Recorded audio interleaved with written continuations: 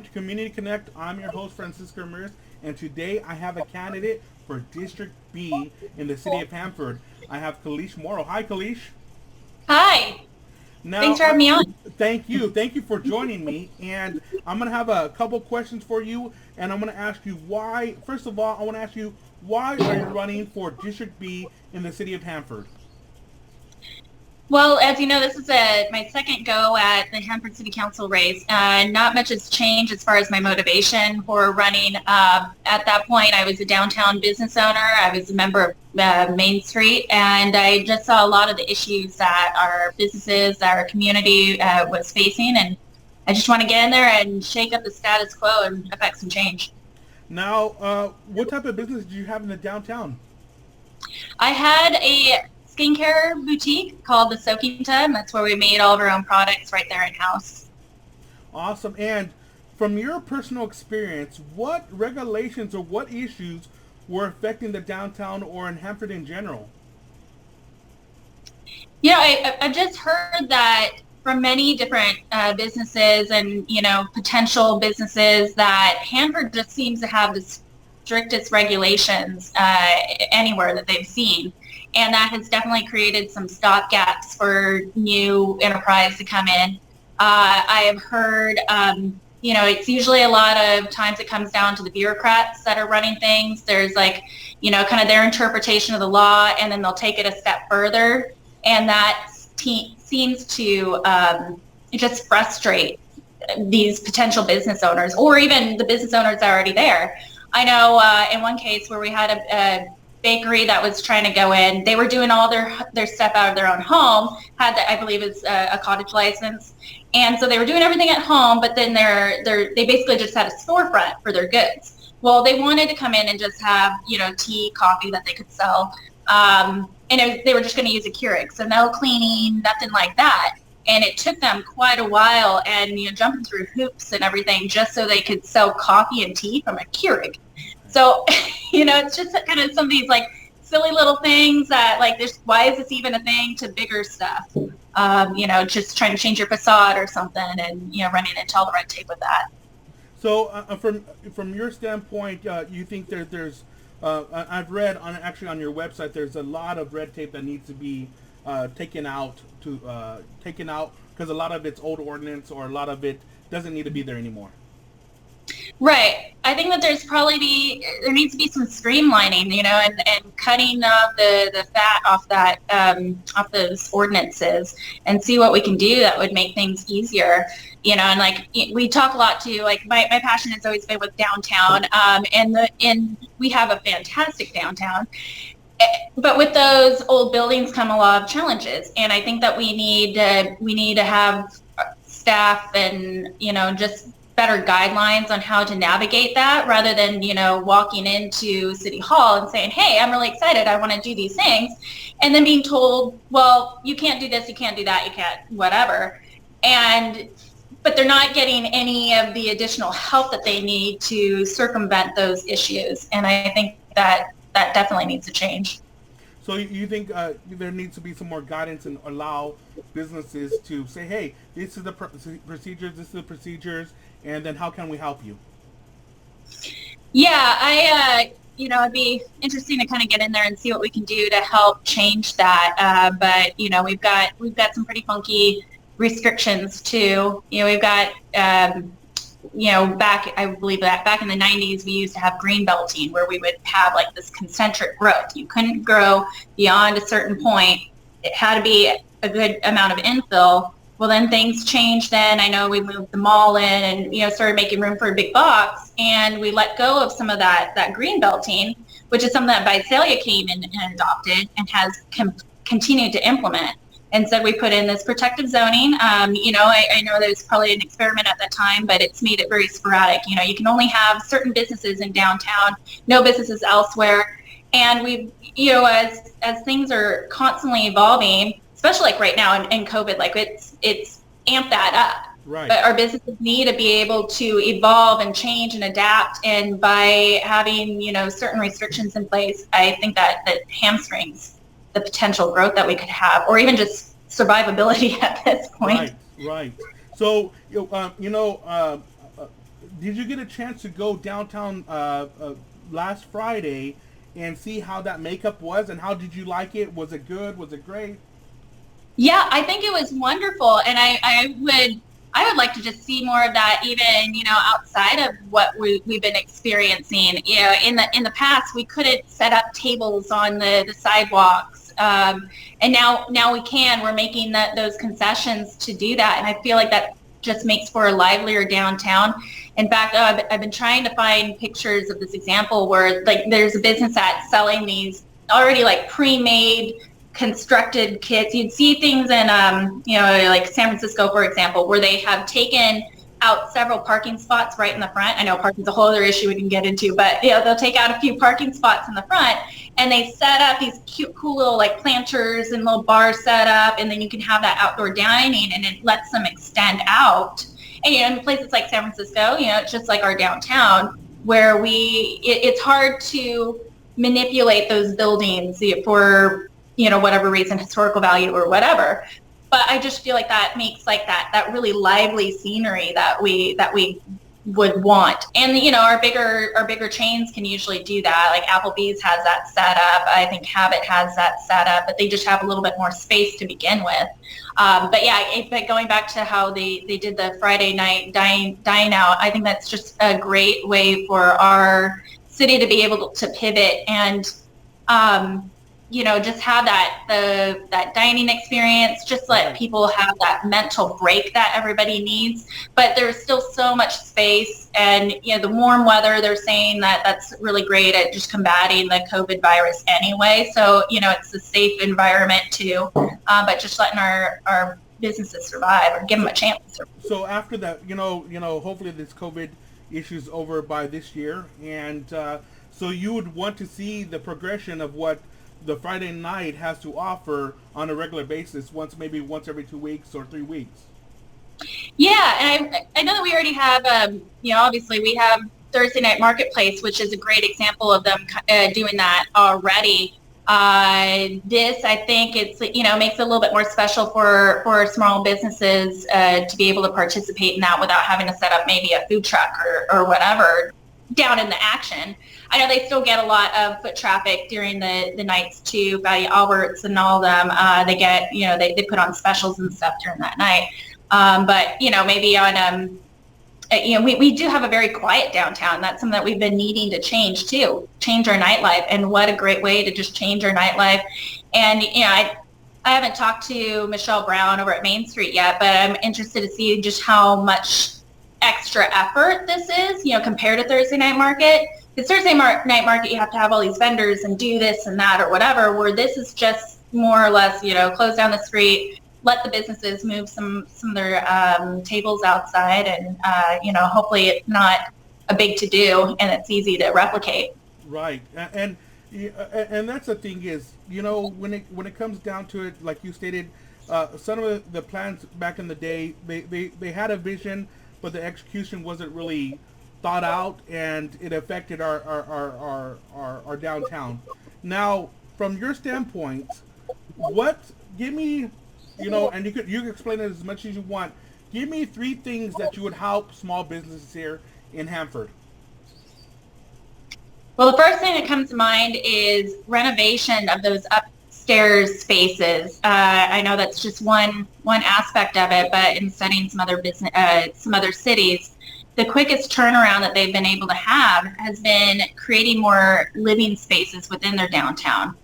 Whether that was filling vacant lots with a multi-use building where it's retail on the bottom, living spaces on top, or some, maybe a mix of office spaces, those kinds of things. But, we have so many great buildings, and almost all of them have an upstairs space. And I think a lot of times they just get used for storage and living spaces for pigeons. And, and it's just a shame. And if we were to be able to change that for downtown, we would see just a lot more of that live, work, play that we see in other towns. And that, the funny thing is that was the norm, I believe, in the 1920s, 1930s, where people would have their shops. The shopkeepers would be having their shops downtown, and they would live above their shop.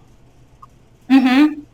No, and I think it would be a great thing that we can do. I think other towns have been able to issue special permits, probably not much different than what we're doing right now when it comes to the outdoor dining for businesses. Normally you couldn't set up on a lawn or for whatever reasons you couldn't do that. Now we're doing that. And I feel like, if we can do that now, why can't, what's stopping us from using that example and changing that so building owners can renovate their upstairs? And as far as red tape, what would you want to change with the red tape? Oh, that I feel like that's a pretty loaded question because there's so much that probably needs to be done. There's anything from like little things like, it was kind of confusing a couple years back where, the antique stores were getting notices saying you can't have your wares out on the sidewalk anymore. And when they were asking about it, it was really contradicting because we heard that it was a new ordinance, but council didn't seem to know about voting on any new ordinance. But it sounds like it was actually an old ordinance that wasn't being enforced. So there's just kind of those things that actually helps with the small business. And as long as they're being responsible and not completely blocking the path, then why not let them have their wares out there? Anything that can help, our businesses and our communities survive, and it's not just about, prioritizing our businesses, because our businesses are the ones that, they put 60% of the wealth back into the local economy versus 40% with, big box stores. There's also, they're employing our neighbors, our friends. It's sometimes it's the first job a teenager will get, or there'd be a retired individual who just wants a few hours. Right. But it really, and then they're usually the ones that are promoting our local charities or donating to those things. They're participating in those events. So there's a lot of community involvement when it comes to our small businesses specifically. So, I mean, and that's a good thing is a lot of people don't realize the impact that I would say a lot of the older businesses out here have. They donate to a lot of these, the football, to the different organizations out in our community. And, for me, I see that the heart of the downtown is a huge plus for our community. And I see that. What's your take on, the council has talked about, the Bastille, it costs so much to renovate that. There's like the courthouse. How would you handle that by chance if you were in office right now? Well, I think the best thing at this point, and knowing that our funds are going to be seriously hampered in the coming years, in the coming months even, that it's just not going to be plausible for us to renovate it as a city. I think that, selling it to somebody who's going to develop it, keep the historical factors in place, I think that's going to be our best bet. Because, as you are aware, prevailing wages, unfortunately, it's just killing our budgets. It was all, meant to be good and take care of our labor force when they put that in. But it also favors the really large companies that can navigate prevailing wages. They usually have to have some sort of extra task force that deals with the paperwork behind that, where the little guy doesn't want to do that. Right. So, and one thing I want to state so people can know exactly what you're talking about is prevailing wage. Anytime the city has a little bit part of the actual development, it's 30% more on top of the actual development. Right. So if you took a job, like with the redoing the bathroom in Civic Park, you took that job and just to redo, make 2 bathrooms ADA compliant, we were looking at about a $200,000 price tag, somewhere in that ballpark. Where a lot of houses are $200,000 around here. Right. And that's how it becomes very, insanely expensive for the city to try to do anything good for its community, and it's basically forcing our hand where we are going to have to look at, trying to get some developers coming in and, taking over a place like the Bastille and turning it into something wonderful. Right, and I think it's going to, I think it's going to take time, but I think you hit on the right. I think nowadays, with COVID and everything that's going on right now, most cities are not going to have that funding to do the development that they want, and in the process, they're going to have the partnership or allow other independent entities to take over those buildings and make something of them. Mm-hmm. No, I agree. And go ahead. Oh, go ahead. No, and so you talked about two things. What would be your third thing to get rid of or to help small businesses in our community? So I think that another thing that would be really big boon to our community, whether it's downtown or elsewhere, would be finally getting that food truck ordinance taken care of. We've been going without a food truck ordinance for so long, and we, right now in the time of COVID, where we are going to need to, again, have that flexibility that we haven't had before. Some businesses are going to be facing closing their doors, but they're still going to need to carry on and have some sort of income and, not have everything go for naught. So by being able to scale back and using food trucks, I think that would be a really great thing. And so then that brings us to just how frustrating is it to take a year and a half to get a food truck ordinance done. And those are some of those things of the red tape where we, I said it's kind of loaded, like what can we do? But it's Right. things like this that are just seem to take forever. And I thought, when I brought it up, it had been like a year ago, brought up, what, maybe I'm naive, but couldn't we just take an example of somebody else's food truck ordinance and just copy and paste, adapt it a little bit to what we need to do for our town? And as soon as I'm thinking that, I think I brought it up to one of my my friends who is a council member in Minnesota, and she just says on her own, why don't you guys just do, and reiterated exactly what I just said. I'm like, okay, so I'm not the only one that sees this.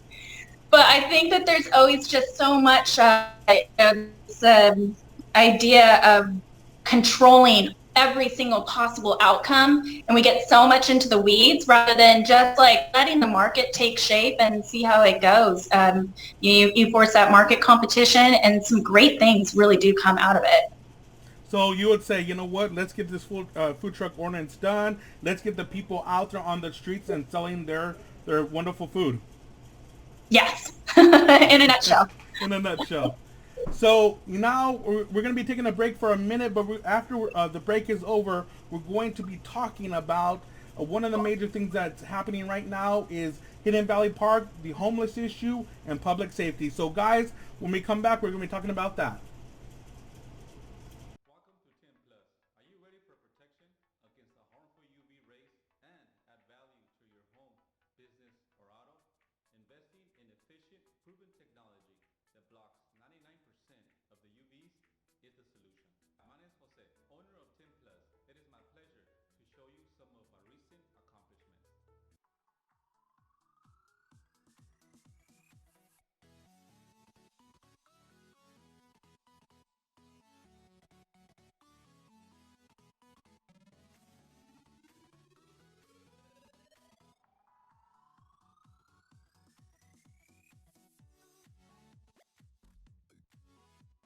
For a free quote, no obligation, our address, 421 West 4th Street here in Hanford.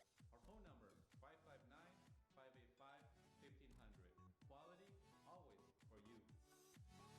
Don't be the last to know. Sign up today for Kings Network Alerts. Text Kings to 559-772-1500 for breaking news, weather alerts, coupon alerts. Sign up today.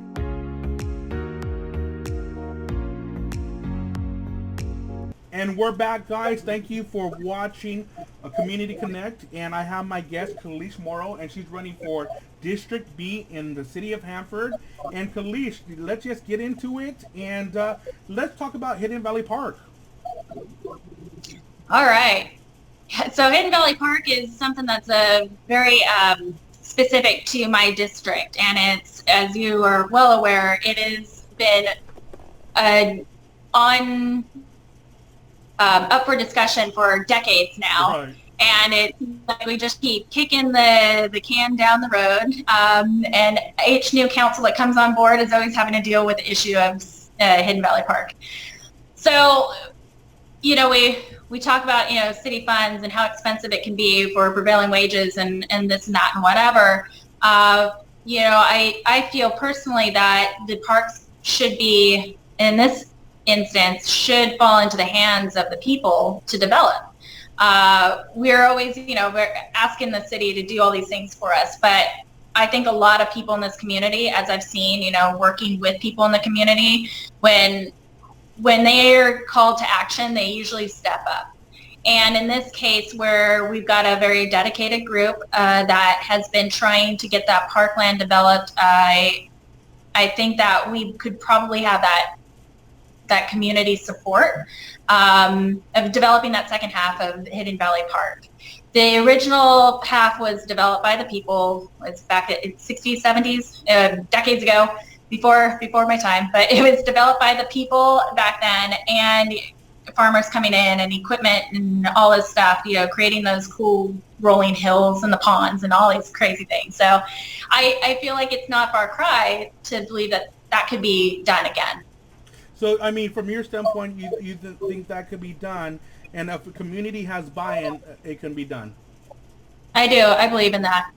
Now, it's so hard, everything's so expensive nowadays, hyperinflation, all this other good stuff, don't get me started. And we see that, they estimate that that the actual extra parcel right now is worth maybe $1.5 million to $2 million. How would that work out where the city recoups its money? Because it's the taxpayers that own that land technically. How could the city recoup the land and do this at the same time? Well, I mean, the city will probably have to make some sort of concession with the people of trying to purchase that land. There was a similar instance that came up a couple years back where the city sold a parcel of land that had the old water towers on them, and we only sold it for about, correct me if I'm wrong, it was somewhere between $5,000 and $10,000. Right. But there was a concession in place. They had to take care of tearing down and discarding the old water towers. The city price tag was coming in, over $200,000. That's with prevailing wages. But if a private entity came in and took it down, it came out to being far less than that. So, but the concession was if that company didn't take care of that by a certain time, then the city would recoup that land. And I think that's something that's a deal that could be struck with a group like your Friends of Hidden Valley or whatever organization that they choose to go with.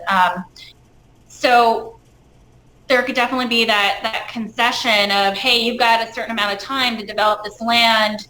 And if it doesn't happen, then it goes back to the city. We're right back at square one. But at least, giving the people the chance to do that would be great. When this came up a few years ago, if we made that kind of deal and we were still where we are now, well, then nothing would have changed. Right.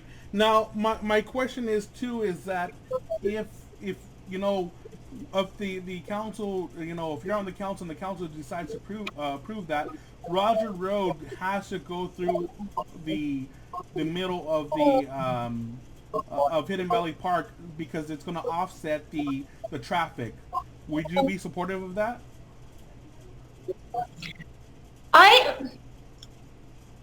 My initial reaction would be yes, I wouldn't see an issue with that. I have heard some other concerns over that where it would increase, traffic flow too much because of just how long Rogers Road does carry on.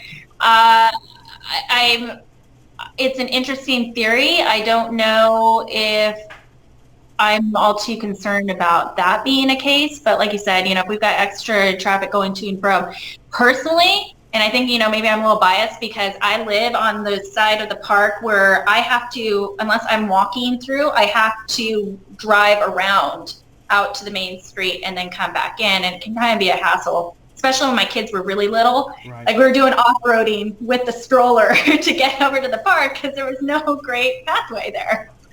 So personally, from my side of the neighborhood, I think that would be actually really beneficial. Now, the other question that I have is there's so much debate on how the park master plan went and all this other great stuff, as we can see.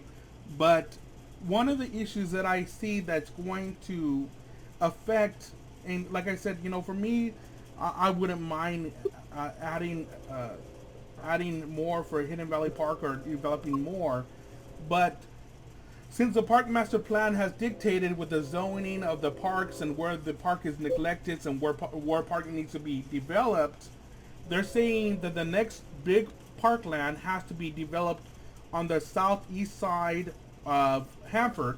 Now, that being said, from my understanding is if they decide to develop the extra 18 acres, 20 acres of Hidden Valley Park, now they can't develop the southeast side for the next 10 years, 10 and a half years, because we met the criteria for the parkland.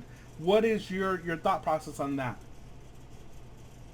I think that it still goes right back to the volunteerism and just creating the opportunities for the community to do what they need to do for their space requirements.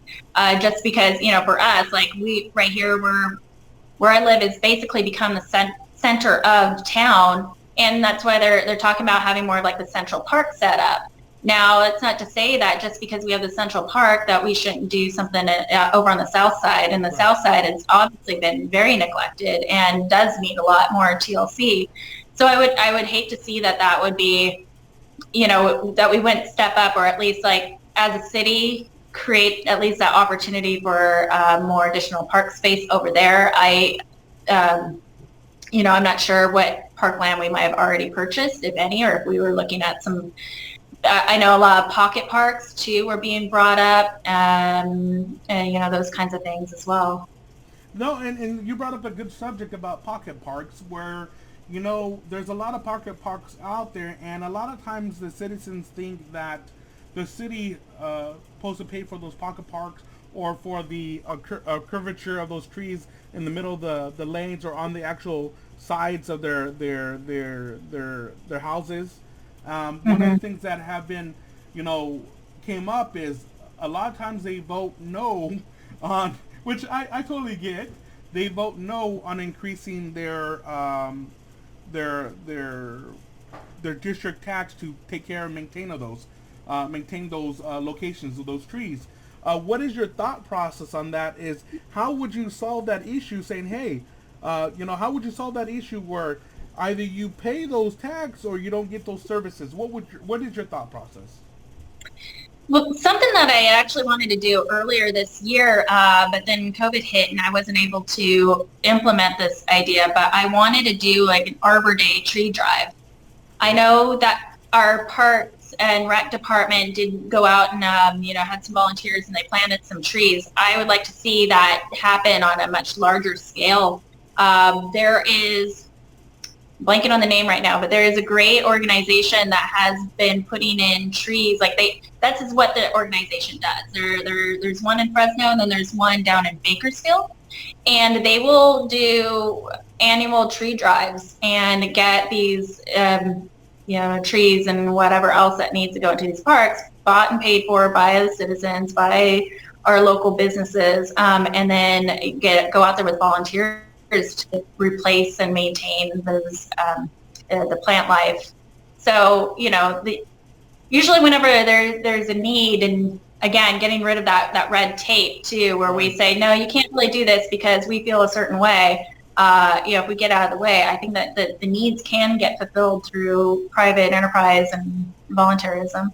No, and you hit it right on the dot. I think a lot of this stuff can be done through private organizations and help us reduce that prevailing wage that is impacting us. People don't realize on a $1 million project you're spending 30% more. That's $30,000.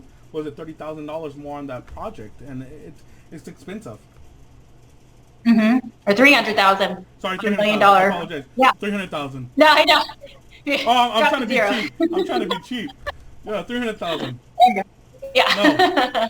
So yeah, to me that's huge. That we can't we can't keep on going. We can't keep on giving out because on a $10 million project, that's $3 million. So I mean, it adds up. It adds up. But yeah, anything else you would like to say about the Hidden Valley Park issue?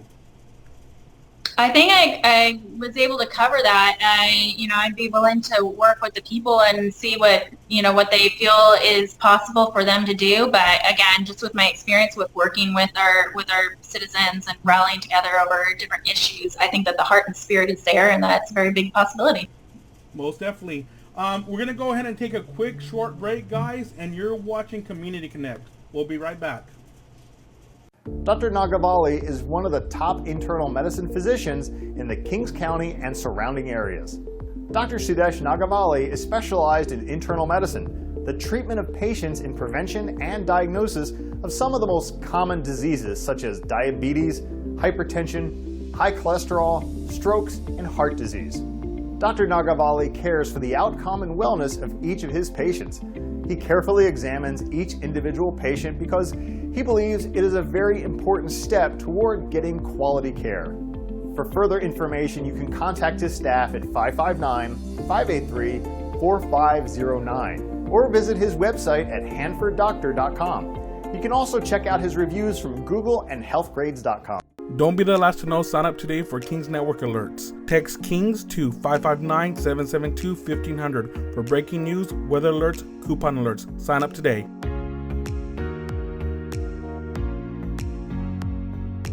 Welcome back to Community Connect. I'm your host, Francisco Ramirez, and today I have Kalish Morrow. She's running for District B in the city of Hanford, and right now we're going to be talking about homeless issues.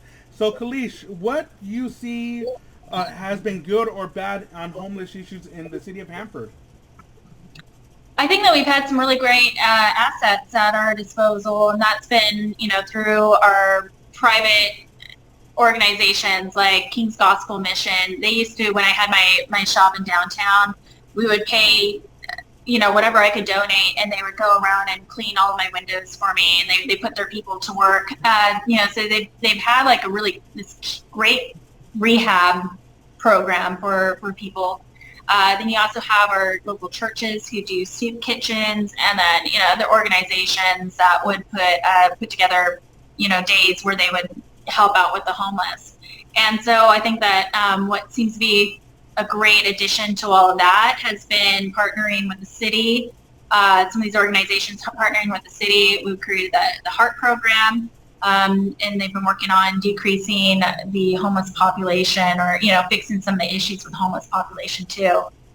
No, so you're right on the money with the issue with one of the HEART teams. I remember a while back is that there was this gentleman, I believe he was from Texas, and he really wanted to get back to Texas so it could be his family because he couldn't get the resources that he needed here, and the HEART team got him a ticket. And he's back in, I believe, back in Texas with his family, and they did a great job on that issue. And another thing is that, apart from the HEART team, we have a graffiti task force slash, getting rid of blight. And there was Aldi's is doing a phenomenal job with carts, where our police chief Parker Service said that when they went to the encampments, they only seen 2 Aldi's carts out in the encampment versus so many carts from other businesses out in the encampments, maybe 25, 10, 30, and those things are not cheap. And what do you think about how all these process on keeping their carts at their location? Well, it seems to be a very effective process. I've seen it in different cities too, where you almost always have some sort of quarter type system for the return. And it would be interesting to see if that is a thing that is workable for the larger businesses, Target and whatnot, because that, like you said, they're worth hundreds of dollars each, and so they're probably losing out on tens of thousands of dollars each year just with their carts walking away. So how would you do that if they let's say the city council, or if you were part of the city council, they created an ordinance? How would you do that? Would you give them an incentive, or what would you do? I'm all about incentives, incentivizing people. You encourage people rather than punishing people. last thing we want to do is be punishing our businesses for just trying to operate and keep things running. But it seems like that would be when you put into the it'd be mutually beneficial if they were to do something like that, where they're not losing out on all that money of replacing those carts each year, and then the city isn't having to deal with going and recovering the carts. It seems like it's a discussion worth having, Right. and it could very well work. Now, one of the things that you said, and you said, I don't want to, when we're off camera, you says, I don't want to pound on that, but, volunteerism is one of the keys for a successful community. And like you talked about Dave Clevenger and Diane Sharp, she's actually a board member on the Cornerstone Board of Directors, and they've been doing housing for the homeless, and that's been a phenomenal job. That's been phenomenal. So, do you think that Trent should keep on going with? There's more nonprofit organizations helping in our community. I would love to see more of that. In fact, I am meaning to call today. There is now we've got, was it Tulare Kings County Habitat for Humanity, Right. and I've done a lot of renovations on my own house, and I'm pretty handy, and I love doing that kind of stuff. And I just saw that there's a women's build this Wednesday and Thursday that I'm interested in getting my hands dirty on with, helping out with the build and stuff.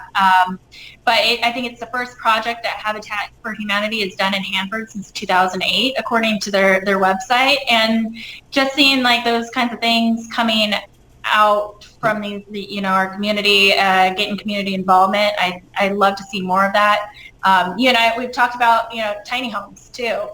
And I think that those are they're such a cool thing that is definitely makes housing more affordable. And, when you're starting out, I would have loved it at the age of, 21, 22 to have moved into a tiny home, have my own space, have very little overhead, and, would have really started me off on the right foot as far as, my finances are concerned.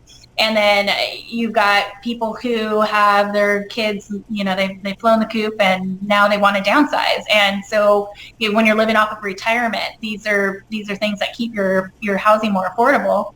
And you can fit a very good sized community on a very small lot. I'm sitting on a quarter acre lot, and I could probably put 10 houses right here if I wanted to, with paths and make it really cool. So lots of room for growth as far as that's concerned. No, and tiny houses, I think, is the modern way people want to downsize. And I forgot, I'll try to post it here somewhere. But there was a wonderful video where I believe, I don't know if it's Chicago, but it was somewhere where they did a tiny home village, and with less regulation, by the way, where the house only costed $10,000, and they estimate that same house is going to be worth $100,000 in the next 20 years. So you talk about appreciation then too, right, on your property. Right. So you're supportive of tiny homes then?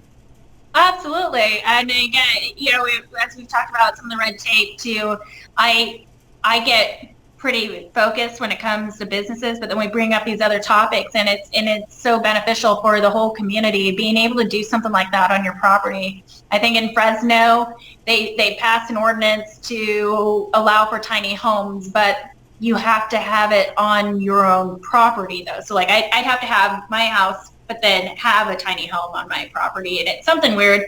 And that's the latest that I've heard about that. I don't know if they've progressed any further than that. But yes, being able to cut the red tape and just be able to create some of these tiny home communities. I think I was hearing it with the last recent city council meetings, kind of a discussion on that. It's just one of those things that shouldn't really, it's a no-brainer. We shouldn't have to get into the weeds over. Right. It's a no-brainer, because a lot of people, especially, they want to, like I said, they want to downsize, minimalist people, and it's less to take care of, so to speak. Yes, exactly. And it gives the opportunity for everybody across the spectrum to own a house. Absolutely. Right. Now, my other question is, so what do you think about the city having a park ranger by chance? So that's kind of new to me, and I'm still kind of thinking about how I feel about that, but I don't see anything wrong in that. I just have like a few questions concerning, if it's going to increase our spending at all, if they're stationed at a park all day long, or if they're circulating. But I mean, I know that there's been a need for it. We've needed to have more cameras too in the park to circumvent some of the other issues that we've been seeing, make it safer for our kids and our community to be at these parks. Definitely having just that presence, though, I can imagine would really benefit our citizens and feeling safer at these parks. Okay, yeah. I mean, when it comes down to it, yeah, there has to be, like you said, the parks have been working. I mean, the cameras have been working phenomenal, and I can see only getting better.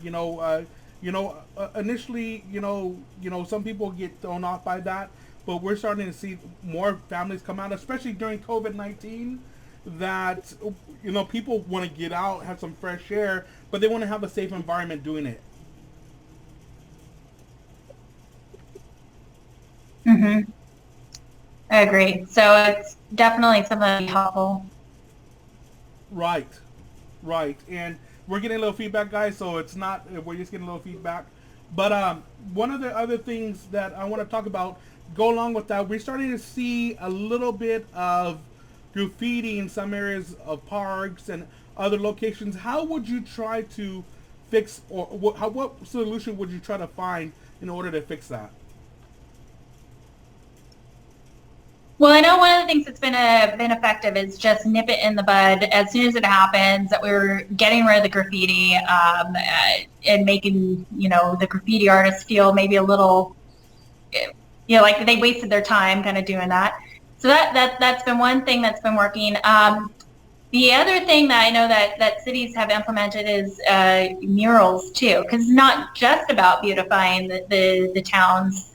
But it also is dissuading for graffiti artists to come in there and, tag up another person's artwork.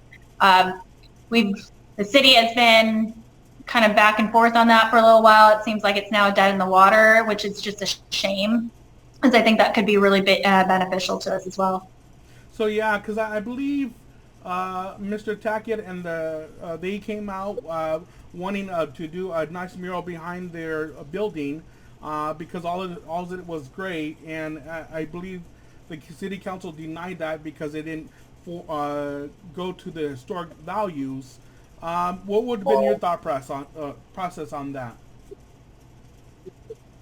So, I mean, having been on the board with Main Street, we always wanted to maintain the historical integrity of the town. That said, we see up and down the state, across the country, that these historic towns will have just these really cool pieces of art on their buildings. In like this instance where it's just a great facade or whatever, just something uninspiring, I think that as long as it's done well, why not? I think I saw a picture of the mock-up for that one too, and it looked wonderful. That said, too, if we want to, like in that instance, to maintain a more historical, facade, then maybe there's more incentive for that with Main Street, and this is on them. That this is their own organization. They can say and do whatever they want as far as it's concerned. But with them doing a facade grant like they do, where they do a matching grant of up to $5,000, that's one of those things. Like, okay, if you do a mural, then maybe something, not necessarily Main Street, but that's what we can do to incentivize them, where we kind of help out with that cost. But of course, like going more towards the private organizations helping that out rather than the city giving them the funds for that. Or maybe they give them a break. I don't know. But anything that would help beautify the city and dissuade the graffiti artists would be fantastic. No, and I so you probably would be supportive of waiving the permit fees in order to let them paint a mural then. Yeah, I would. Because if you think about it too, if somebody was to put up some, egregious looking mural that business is not going to want the clapback from the community. They did something that was awful. Like there's just no reason for that. They're not really going to do that. And again, it's just holding on to that control, thinking that we can do everything right all the time. It just doesn't happen. But when you get with the free market and let people decide for themselves, they're not going to put something that's awful up on the side of the roads. Of course, you get once in a while you're going to get somebody who makes a bad decision like that, sure, but I think for the most part, people were coming to them being like, I used to come to you guys all the time for your services, but your mural just really bothers me, so I can't do it anymore. They're going to change their ways. So no, absolutely. And one of the things that was a good indicator was of how things are changing is when Michelle Brown presented to the city council to do the electrical boxes. I think that was one of the key things that made Hanford more vibrant. I'm seeing everybody taking a picture with the butterfly wings and all that stuff in the downtown area. That helps bring people into our town. I believe that. Yeah, absolutely. So it just seems odd that we approved of that, but then we didn't approve of murals. So it's basically the same thing, on a bigger scale, sure, but it's along the same premise. So why we decided to not go with that, it's beyond me.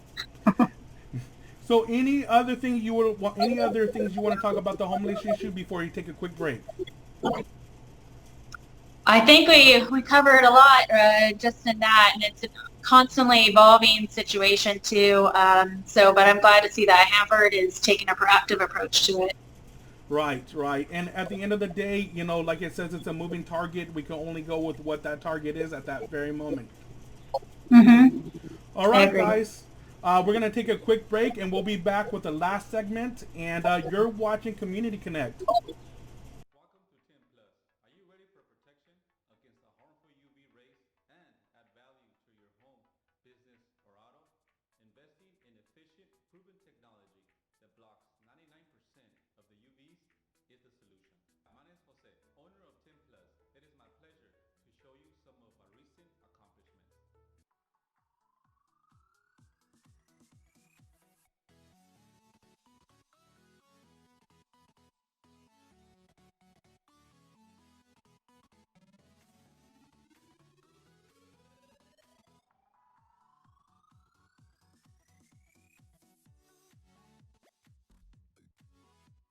For a free quote, no obligation, our address, 421 West 4th Street here in Hanford.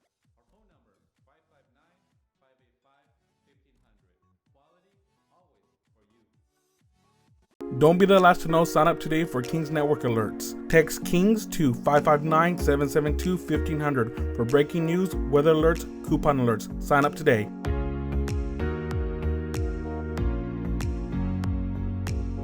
Dr. Nagavali is one of the top internal medicine physicians in the Kings County and surrounding areas.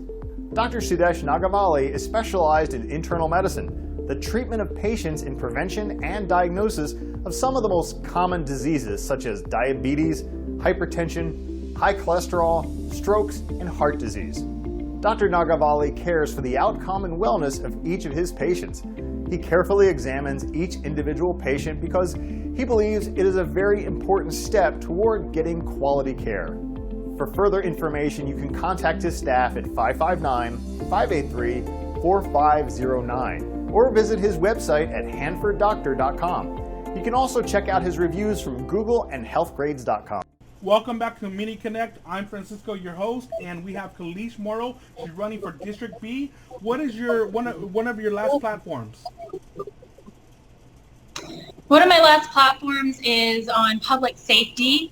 I think that we have done a great job as far as supporting our police department. It seems that anytime that they need help with anything or any of the council support, city support, we are always backing them, and it's been great. And I love our chief server. He's done a great job. He's always very approachable too, which I appreciate. I know that he is proactive in weeding out, as we call it, the bad apples nowadays. But I know one instance too where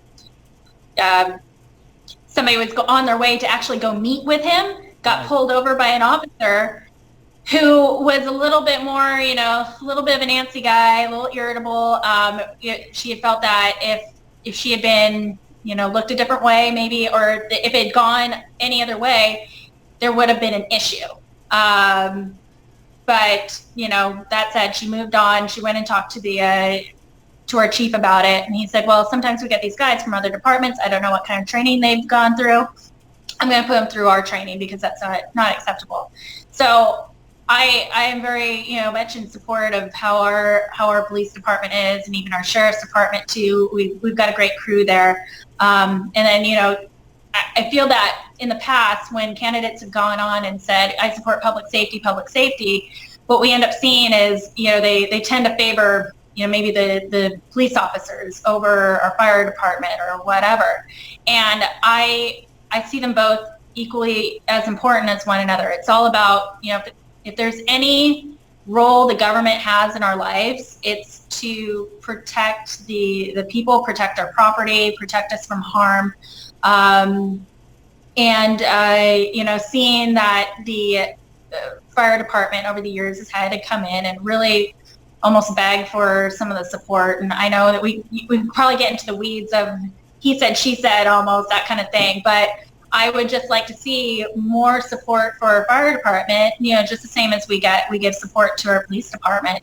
These are people that put themselves on the line to protect us and, deserve to be heard and to have their needs met so that they can service the community. Right on. So if anything, you would, you're basically stating that, Parker and our fire chief, Steve Pendergraph, they're doing a fantastic job, and you would support them if any issue came up that really needed to be, fixed. Yeah, I mean, I don't want to write a blank check of anything you want. That gets very broad, but I feel that they're both very reasonable guys, and any issue that they bring forth is always something worth looking into, giving them at least that opportunity to have that conversation with us and support them in any way that we really can. Obviously as long as it's reasonable, but yes, I do support them. Now we're gonna talk about, since you talked about public safety, now we're going to talk about what makes you different compared to your other opponents. Okay, so we're still in the filing period, so I'm not too sure who all I'll be running against. Right. One person has already pulled papers, and I'm not sure if our incumbent is going to pull papers as well. As you know, I pulled papers way back in May, much to some people's dismay or surprise. But this is my second run, and it's a second run potentially against our incumbent, who at the time wasn't the incumbent. And, I saw how much support she already had with name recognition. So if I was going to be running, I knew this years ago, if I was going to be running, I'd start early and be a lot more aggressive with it. That said, I know one person specifically that has pulled papers. I'm not sure if the incumbent's pulled papers, but I'm running as if I am running against her. I feel that as opposed to, how our incumbent has ran things, I don't like to just stick with the status quo.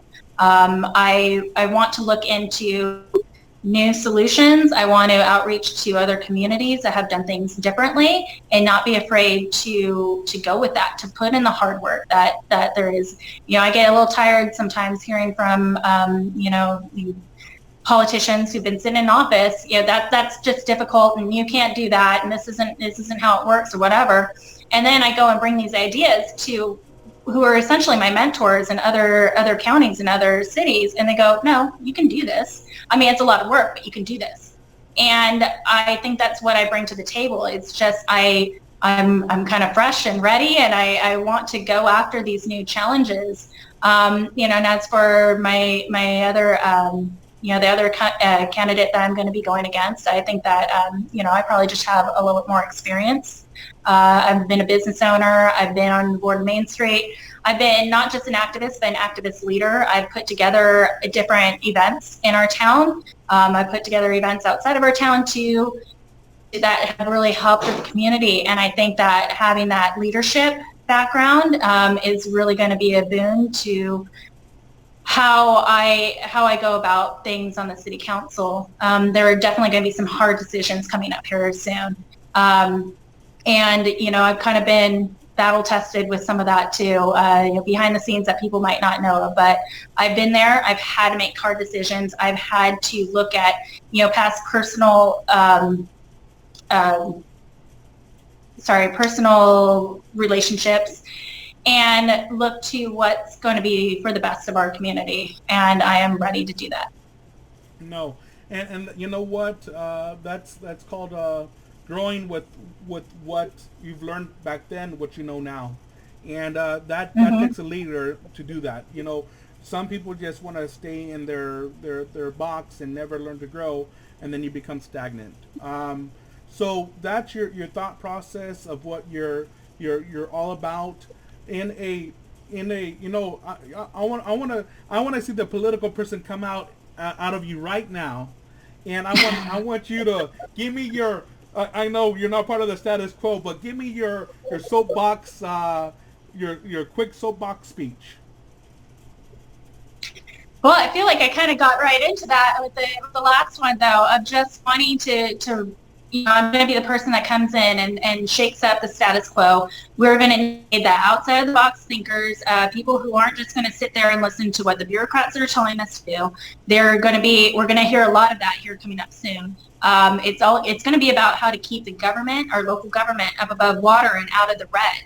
And that's going to come down to basically increasing fees, increasing taxes, and the people are hurting just as bad, if not worse. We can't do that. So we're going to have to be thinking of other ways that we can cut our costs, but still offer similar services.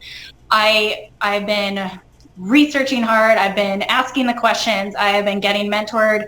I'm ready to go for this. And bring about this fresh perspective. And I feel like that's what everybody always says. I have a fresh perspective, but I would like to think that my past endeavors with working with the community should prove that to the people.